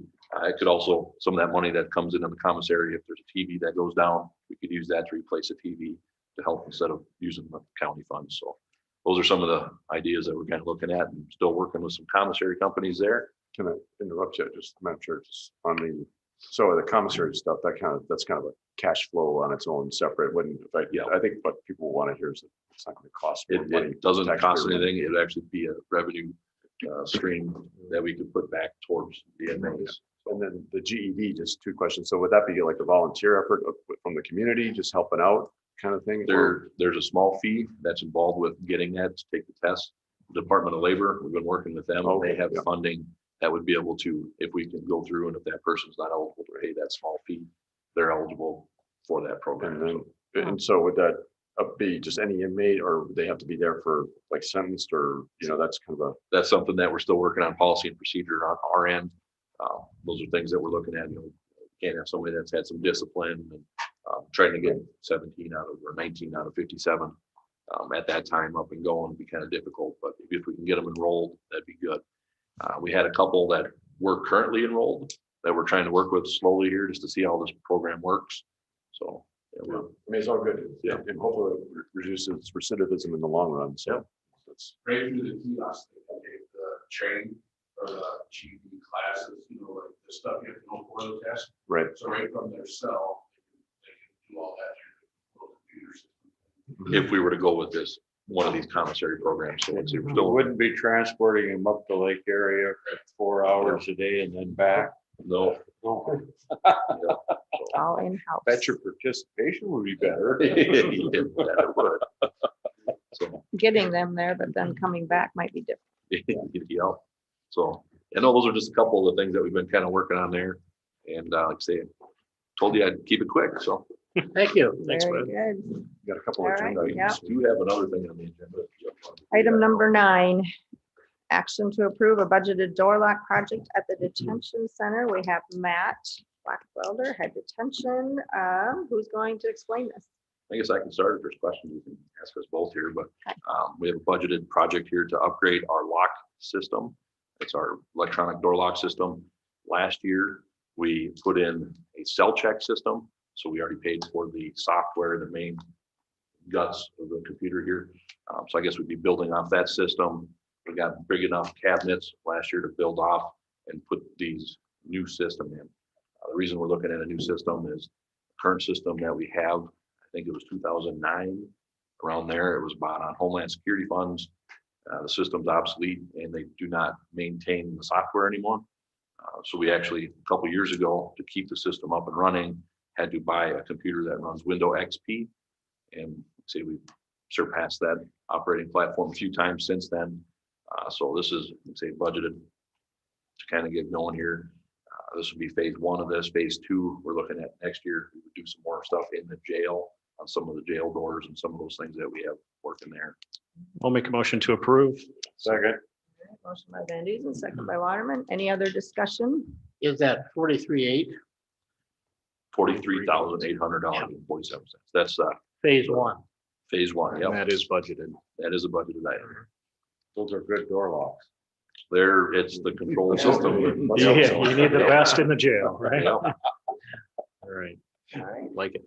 Any other questions or comments? We ready to vote? All in favor, say aye. Aye. Opposed? That motion carries. All right. All right, thank Thanks. you. Item number 10, Yeah, action to declare a printer surplus to be destroyed. Oh. Cindy? This is a brother That's great. printer in the Director of Equalization office, and the director has indicated that the cost to fix this printer is more than the cost of the printer. She'd like to have it declared surplus to be destroyed. So moved. Motion by Van Duzen, second by Gable. Any other discussion? Hearing none, all in favor, say aye. Aye. Aye. Opposed? That motion carries. All right, item number 11, action to approve painting project in the welfare office. Yeah. You get to come up for both. I would just like to keep my. Right. You just want Like to. a mural? Just Yeah, introduce- well, that would be fun. Introduce yourself. Sarah Faust with County Welfare Office. I'm just requesting that we paint the office, update the colors to a more neutral, professional color. So maybe get rid of the orange. and- No more orange. No more. Yeah. Yeah. Have you received estimates or what the cost might be or? No, the maintenance, the maintenance are they'll do the They'll do it? painting, so it'll just be, and we're just gonna Cost of the paint the paint. orange walls. So we won't paint everything. We'll leave the cream as a cream, just paint the orange walls and the trim. All right, I'll make a motion to approve motion that. by Van request. I'll Duzen, second it. second by Gable. Any other questions, comments? Yeah, it's a city building. Yeah. So are they okay with us painting their walls? Maybe- We'll have probably get approval from them to make sure it's okay. I know that anything that happens over there, you need to get our approval, but we'll need to Since find it's out. a Terry city- Kelly Okay. is the individual you. I'm wanna sure give Glenn's them. watching. Send me a text, Glenn. Generally landlords like neutral, but Yeah. We're probably talking $200 or less. so- Yeah, I would say 100. Yeah. But So- yes, just make sure from Terry to get his Okay. approval as well. I know it's a small amount, but you have the money in your office budget to. Yeah. Okay, I'm not concerned about that. I'm not concerned about it. And just so people know, typically, it's because it's a rented property, that's why we Yeah. required the department head to Yeah. come and talk to us, even though it's a small expense. Okay, I'll come. Any other questions, comments? Hearing none, all in favor, say aye. Aye. Opposed, that motion carries. All right, item number 12, discussion, possible action to coordinate with brothers and sisters behind bars for the lease of an apartment for emergency housing. Okay, and I've asked Stacy with Brothers and Sisters Behind Bars to come up here and talk to basically what we're asking. And I want to be honest, Do you want to introduce Stacy? oh, sorry, go ahead, Stacy, why don't you introduce yourself? Stacy Hendricks, Brothers and Sisters Behind Bars. Boy, I tell you what, I don't even think anybody picked that up. What was that name again? Stacy Hendricks with Brothers and Sisters Behind Bars. Thank you. So Stacy and Amy kind of convinced me, Amy with ICAP in our office too, they convinced me that we do have a need in our community for some more of the short-term housing. Previously, the previous director had this type of short-term emergency housing type thing. She had the contract with the guest house. We all know that didn't end well. So I was kind of hesitant to do this, but when we had multiple people come to us that are on the verge of homelessness and not having an emergency place to go, as well as situations of people getting out of jail and not having immediate places to go, it was the realization that we have a need in our community for some really emergency short-term things. And the key is short-term. It is short-term. This is not a long-term option. This is a short-term transitional until we can get somebody connected with a long-term housing. What we're currently looking at is we have an apartment that is actually ideally located across the street here from the courthouse. So it will be very handy for people that are getting out of jail. They can come back over for breathalyzers and those kinds of things, as well as in close proximity to our office. We would lease the apartment. At this point, the landlord is in agreement with that, so the county would lease it. The proposal is that Brothers and Sisters Behind Bars would then pay us $100 a month just as part of that partnership for that, as well as working to furnish the apartment and make sure that the people staying there have what they need. And then we would work together. The people that would be eligible to stay there would be anybody who's willing to do case management services with the county or actively working with Brothers and Sisters Behind Bars. And the agreement of how often they would stay or how long they would stay would be for an initial 2-week stay to give them some time to get things in place. So it would be up to 2 weeks initially. And then if they have housing lined up, but just need a little bit longer for that housing to become available to them, they could stay until the housing was open. So in your information, I just have the proposal. I'm waiting for a legal document of the proposal for the contract with Brothers and Sisters Behind Bars. I'm waiting for that to come back from Tom. But he did approve the temporary housing contract as well as the lease, the proposed lease that we would sign with the landlord. And so the temporary housing contract would be the expectations of the people staying there short term. And then the lease would be the lease the county would have with the landlord. I did also, just for your information, I got in touch with our state insurance agent, Lynn Bren at the SDPAA, regarding insurance needs for the apartment. And she said because their policy has an exclusion, I'm not saying the right insurance words, but they don't cover tenants in their policy. We would probably need to look at getting a private policy, and she's been in touch with me about some options for that. It would be $100 to $200 a year for a private policy that would cover liability for tenants there. So that's the proposal. Oh, the other piece of that, the other piece of that I would need permission for is we have talked to Jan DeBerg at the Watertown Community Foundation regarding a community grant to help cover some of the extra needs. So the things above and beyond the rental or the lease amount, which I don't know if I said, what he's proposing is what he said, the rent would be $600 a month. Brothers and Sisters Behind Bars would pay $100, so the county cost would be $500 a month. The previous cost with the guest house was $530 a month. So that would be what that is. And then the additional grant through the Watertown Community Foundation to cover the things like utilities, internet, supplies, laundry, a cleaning service that we would contract with a cleaning service. I've been in touch with somebody who has a cleaning business, and she said she would be available to clean as needed for that. The insurance costs and then food and other incidental costs would all be part of the grant through the community foundation. Well, I would move that you move forward with this proposal and return when you have an official contract.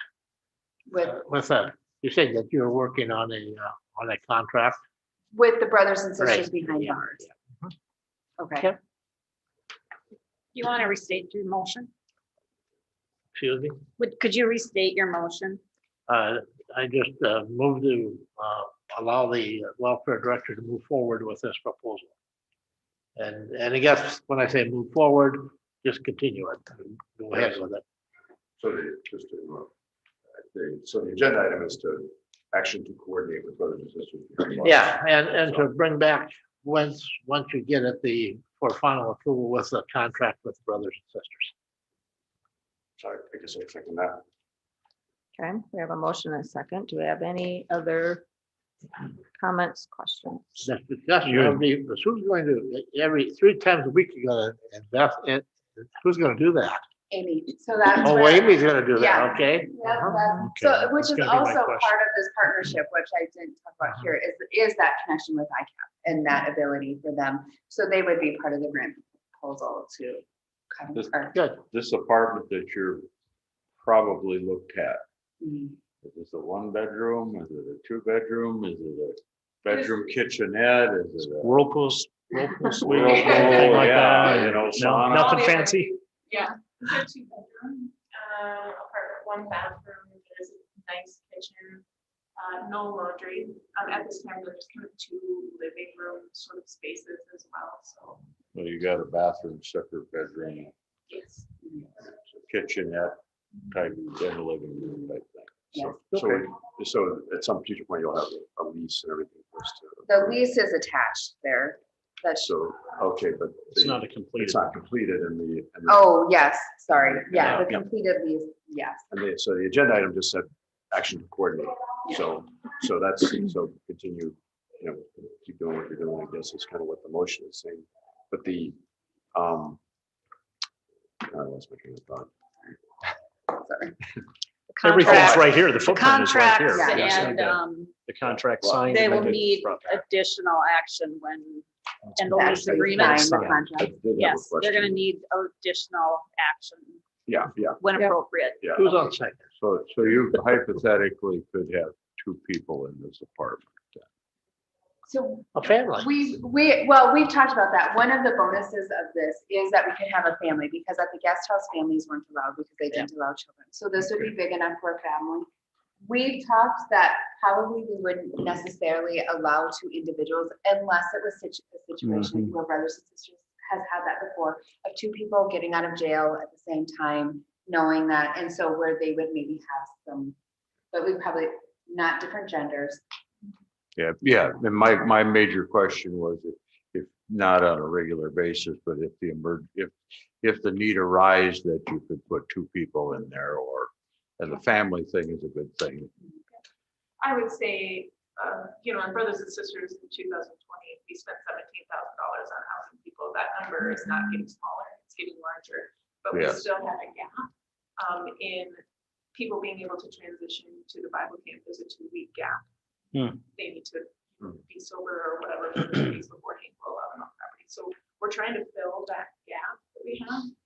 And also it would provide us with opportunities where people get out of jail and we put them up in the budget. That's how we work with Salvation Army, put them up in the budget for a night or 2 or maybe a week.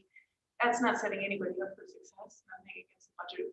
They're doing wonderful living management. It's just, it's difficult environment. So this would be a better environment to place people in that are wanting to move forward. And also it helps us in our communication with inmates in the jail. If they're hesitant toward our temporary housing program that we work with ICAP, I think I should just go back to my current environment for us to be able to say, give us 2 weeks, give us a shot. Well, I can see it being a little bit experienced with that in the past.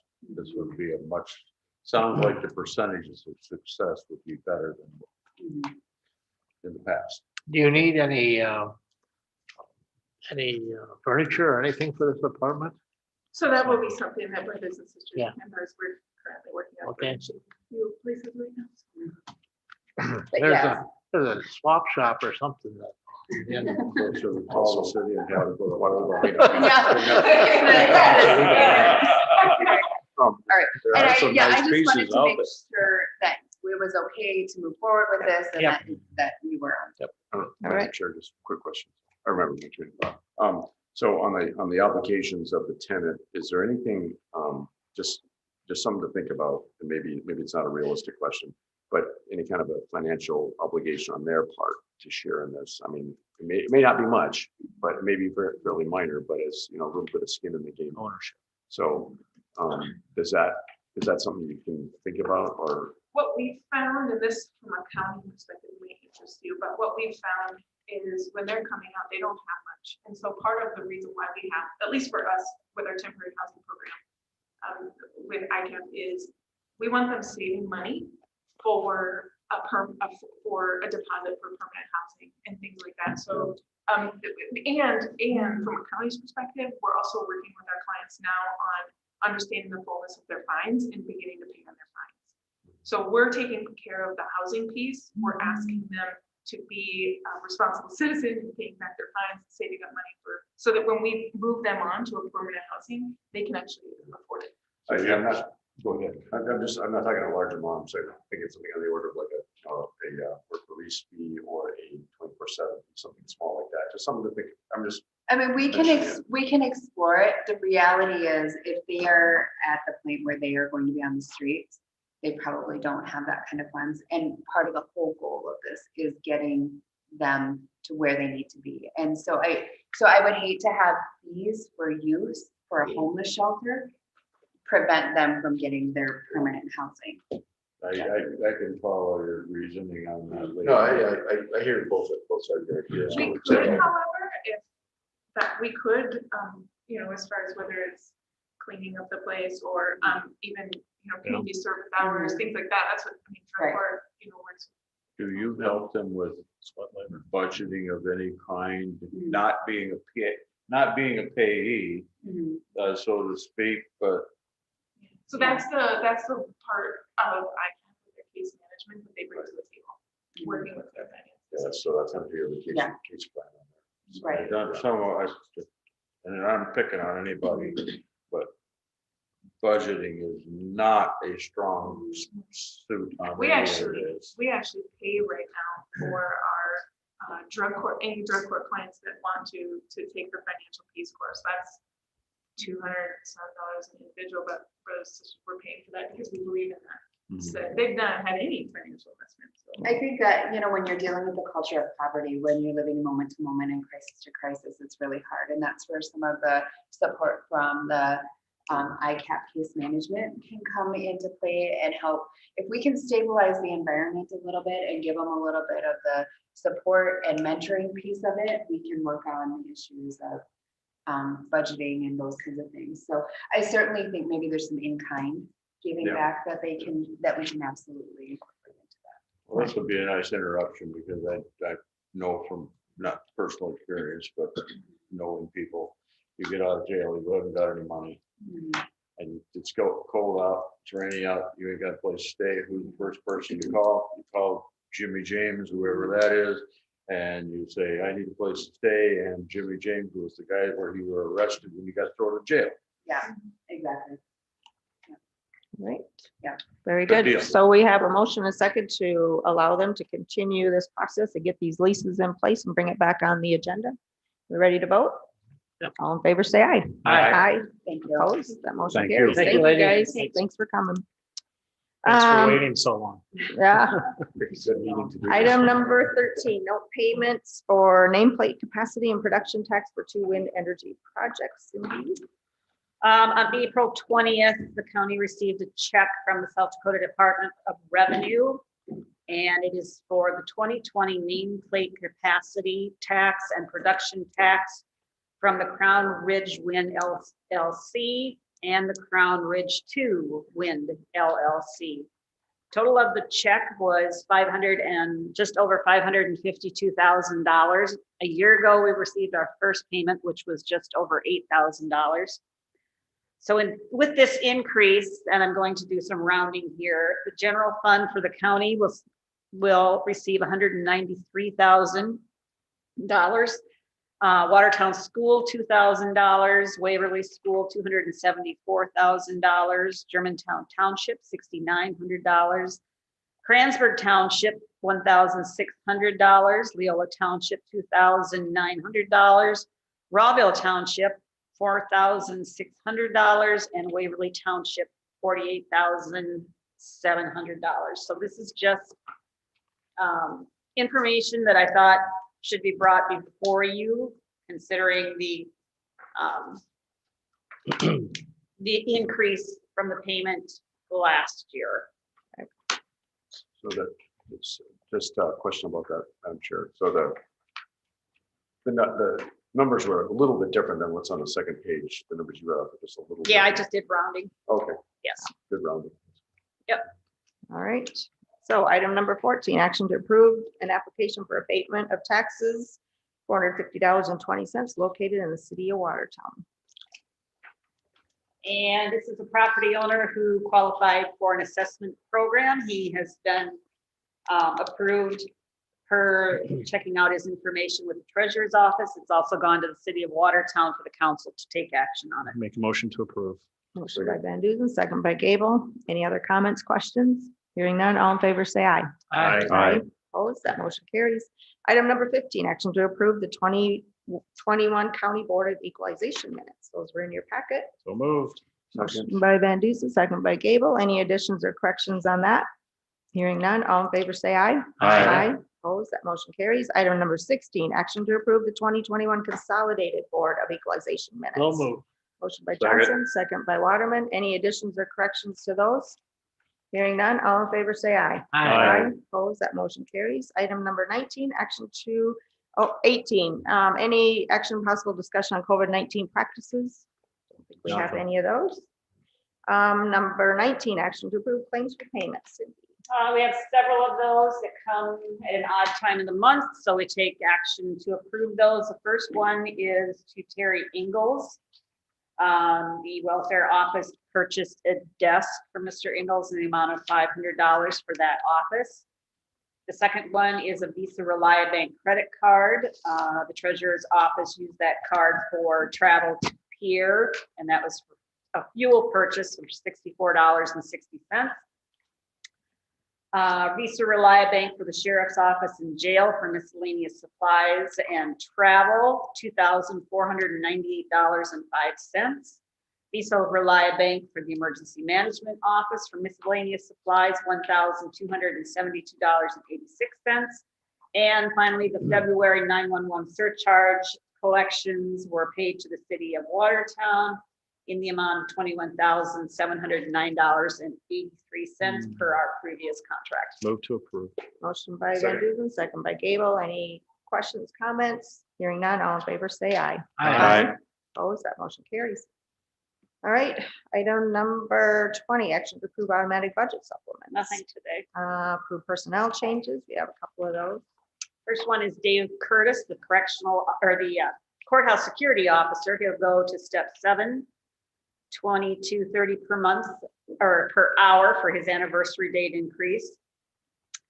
Colton Ramsey was hired as a seasonal building maintenance worker at Memorial Park, step 1, $15.81 per hour. Larry Hanson hired for the same type of position. He'll be at step 3, $16.74 per hour. And Doug Torstensen is highway maintenance 2 at the highway department, do an anniversary step increase to step 7, $22.76 per hour. So moved. Motion by Van Duzen, second by Waterman. Any other comments, questions? Hearing none, all in favor, say aye. Opposed, that motion carries. Item number 22, action to approve travel requests. Both from the highway department. The first one is for the highway superintendent to travel to Tucson, Arizona. Purpose of travel, cat proving grounds. And the second one is the office manager at the highway department to attend a workshop in Pier. I'd like to take these separately, Madam Chair. All right. Why do I have so many of this? Like I have a whole bunch. Did I give everybody's to you? I don't know. I have. Does I had anyone else have any? Yeah, there they are. Okay, you both have. You I want just to have. take this one first? Okay, okay. yeah, that's fine. Okay, let's do the assistant office manager. Okay. I'll make the motion to approve. Second. Before Deutsch's travel. All right, we have a motion by Gable, second by Van Duzen. Any comments, questions? Hearing none, all in favor say aye. Aye. Opposed, that motion carries. All right, second one is for the highway superintendent to improve a cat proving grounds in Tucson. What's your wishes on that? I would suggest maybe the highway superintendent could just come back to us with some more detailed information about what this is, because I know it's free, but just so we it is his time away from the office. So. Okay. So It says that he would take a county pickup for only $50 in gas to get to Arizona. That No, doesn't sound right. That's just to go to the airport. Oh, to the And then- airport. Yeah, it's to Oh, an airport and okay, then sorry. like, So yeah. Caterpillar would be polite paying for fees to and from and staying and all the expenses involved. Right. There are 7 other counties that are going as well. Okay. Day, Marshall, Spink, Falk, McPherson, and Campbell are all sending their highway superintendents to this. Back in 2018, we did allow him to go to a similar sort of event. This is an educational event or training that he's going to. Does he have, Madam Chair, just assume we have the invitation and the other information, we got time, so I'm sure he's got that. It's actually Do you have any May further 12th. input on this? So he needs to You make got- flight you gotta reservations. send an email. Yeah, Probably you'd have take to action. Did you get anything back on that? Oh, Yeah, But there are cats behind them. Okay, but I suppose though, what I would like- they would have to make those, reservations. knowing if he can go or not. What I'd like to see, I know, when our past welfare director was here, and she traveled quite often, but she gave us a complete itinerary. I mean, we knew exactly if it was Wednesday morning at 9 o'clock, I could look at the itinerary and I knew where she was gonna be, if I could catch her or whatever, so. If we had an itinerary or something that we could go by, I'd be appreciated. Is this, and without further information, looking at this, I come up with this as just an advertising for Caterpillar. So I'd like to see more information on this. So I would make a motion if we needed to put this on hold until sometime in the future. We just don't have to. What do we do? Well, if this thing is the 12th of May, that's our next meeting is on May 4th. So we need to decide what we're gonna do here. Right, because I'm sure if those reservations are being made, I'm guessing they would do that before then, if they're going to try to coordinate all these other individuals as well to already- go. Okay, Reservations are already done, so. he's in there. It's just waiting to be approved. Yeah, I mean, we just need more information, that's all. Yep. That's it. So what are you saying, Lee? I'd say we just don't act on it. Table. Yeah, just don't So we act have on to table it till next. You don't have to table it, no. Just We that- just note in that's the what minute that this travel request was not acted upon until further information can be provided. Okay. Okay, All right. Item number 23, public notices, possible forum of commissioners could be at. The cleanup is done. The Lake and Pesca Board meeting is tonight. North Shore Chop House, Lincoln Day dinner is Thursday night, Sioux Valley Commissioner meeting, that'll be coming up on May 12th. Is there any other additions to this that anyone can think of? All right, old business. Do we have anything for old business? When you had your, the opponents here for the ordinance reading, I went out to the website after I heard a comment from one of the opponents, and the emails that are listed on the website are not your Codington.org emails. Do you want me to update them Yes. to Yes. that? Yeah, And we'll it's do that. not your personal emails.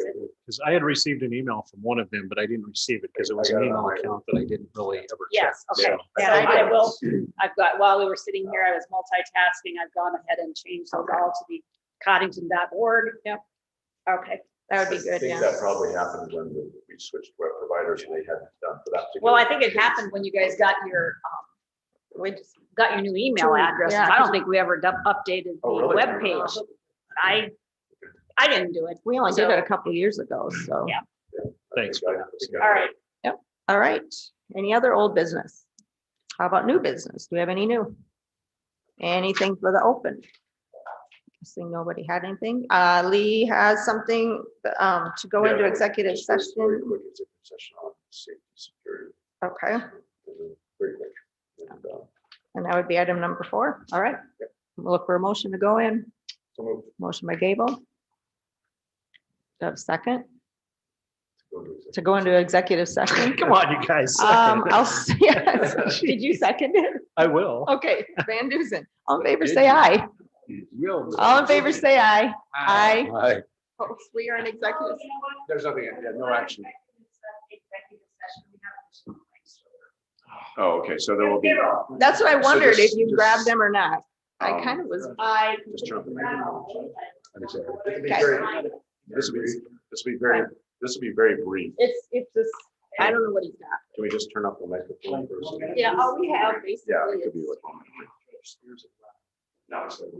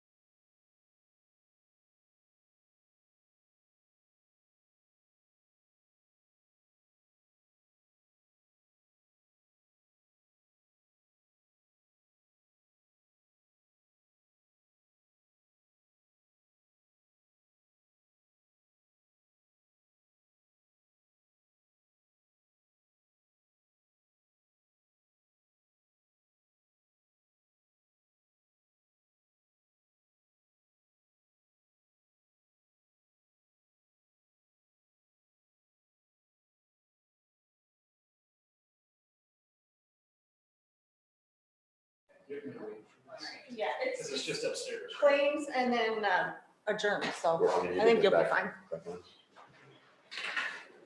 Okay, we have one more, we need to approve the claims for salaries. Cindy, you want to give any information on that? Yes, April salary claims are a total amount of $586,279.43. Nothing out of the ordinary this month. Motion to approve. Motion by Gable, second by Waterman. Any other comments? Hearing none, all in favor, say aye. Aye. Opposed? Look for a motion to adjourn. Motion to adjourn. Oh my goodness. Second. Motion by Johnson. I think Van Duzen was trying to make the motion. Second by Van Duzen. All in favor, say aye. Aye. Opposed? We are adjourned. Thanks, everyone. Happy.